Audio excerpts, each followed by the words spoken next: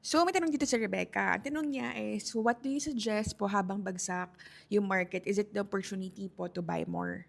When I was a newbie in trading, that's what I thought. Na, ay, pag bumabagsak yung market, let's just buy more. Opportunity lang yan to buy. Opportunity lang yan para kumita. But now that I've been in the trading industry for like 7 years already, I understood that investing and in trading is all about timing. Kasi hindi na habang bumabagsak yung market, bili ng bili. Ito yung mindset na akala ng marami is strategy daw siya.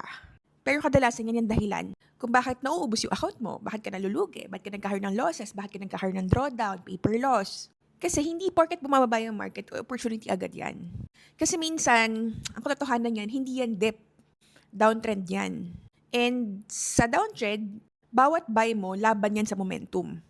For example, nasa river ka, nagsasagwan ka ng bangka mo, and then yung current is going left.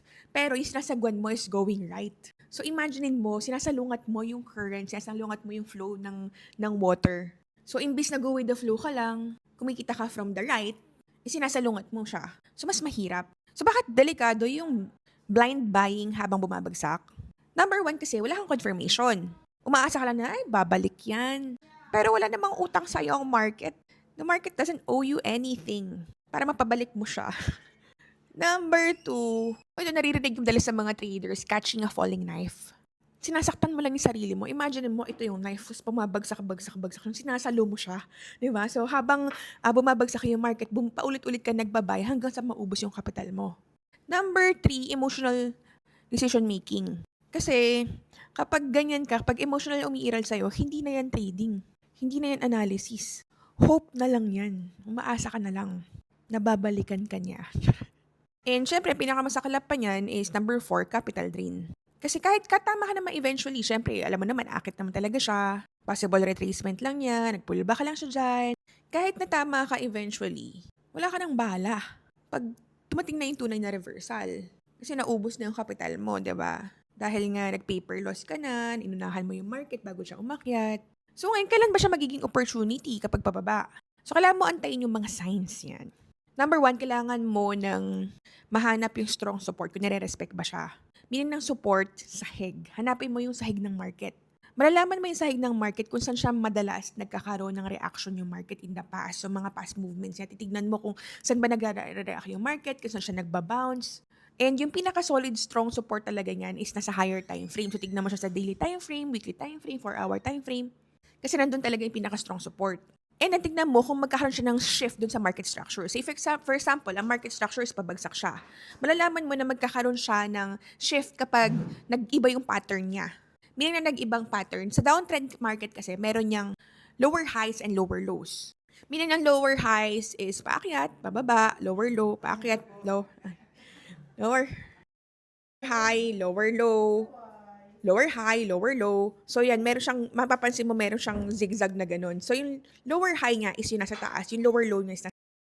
So kapag nag-iba na yung structure, hindi na siya nagbubuo ng mga ganong structure na lower highs and lower lows. Meron na siyang change of structure. So yun yung kailangan mo abangan. Kasi yan, pag bumubuo pa siya ng mga lower lows and lower highs, and patuloy pa siyang bumabagsak, then most definitely, yung pera mo, mauubos yan. Kasi hindi ka nag-antay ng mga confluences, most especially sa mga higher time frames. So, pwede ka gumamit ng mga indicators katulad ng sa volume, sa volatility. Pwede mo gamitin yung stochastic. Yan, madalas ginagamit stochastic oscillator para makita mo kung overbought or oversold kasi may tendency na siya na kapag nag-oversold na siya at nagkaroon ng intersection doon sa K and D percentage doon sa stochastic, pwede na siyang magkaroon ng market structure, shift of market structure.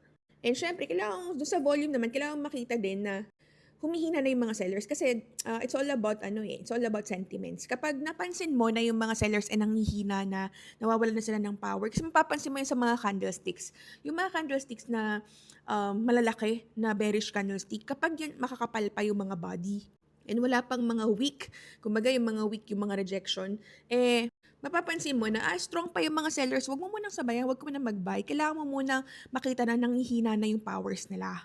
And nakikita mo na mas nagiging in control na yung mga buyers through week. So body in week, dapat alam mo kung paano magbasa ng candlestick. So pinaka-basic yan. Kapag hindi mo pa naiintindihan kung paano yung galaw ng candlestick, I highly encourage you na aralin mo mabuti yan. Candlesticks and support and resistance talaga. So, it's all about confirmation, hindi hula-hula. Kaya differentiate mo talaga kung ano yung difference ng mga amateur tsaka yung mga professional. Siyempre, kapag yung mga amateur, pagbababa na, bibil na sila. Pero yung mga professional, tatanong mo na yung bakit bumaba, may pumasok na ba mga buyers, may dahilan na ba para bumili, kailangan naiintindihan mo, may mga fundamental issue ba, may break na ba ng structure, may panic selling na ba, or baka healthy retracement lang to. Kasi kapag ang dahilan mo lang, mura kasi mas mura siya, discounted siya, pwede kang maipit ng matagal. Always remember na hindi lahat ng dip buyable. Yung iba dyan trap yan. So ito pinaka-golden rule guys. Hindi mo na kailangan hulaan kung nasan yung pinakailalim. Kailangan mo lang sundan mo yung tamang direksyon. And always remember na okay lang kahit late ng konti, huwag ka manghinayang. Kasi ang pinakamahalaga dyan, yung tama ka kaysa dun sa maaga ka lang. Pero mali naman.